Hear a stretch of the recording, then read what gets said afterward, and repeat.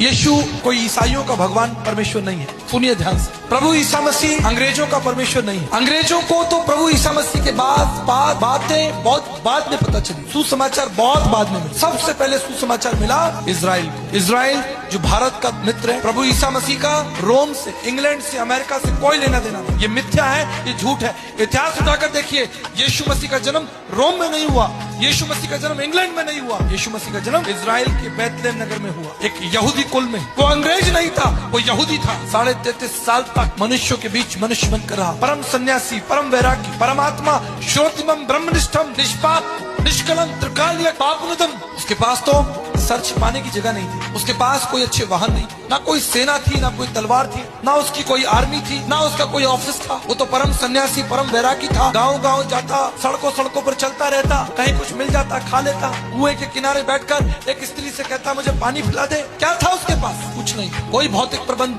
कोई सुख नहीं था। और जानते उसके पास क्या था? उसके पास स्वर्गीय सामर्थ्य थी। हालेलुया।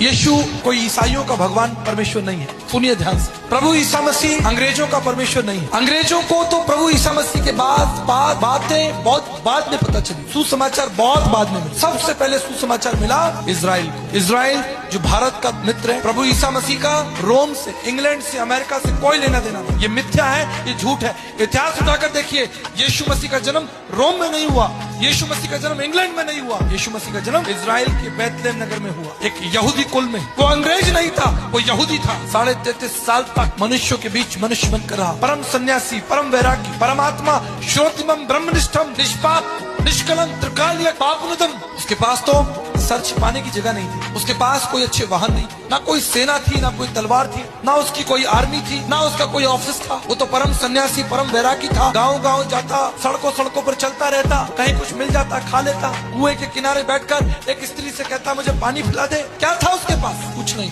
कोई भौतिक प्रबंध, कोई सुख नहीं था। और जानते उसके पास क्या था? उसके पास स्वर्गीय सामर्थ्य थी। हालेलुया।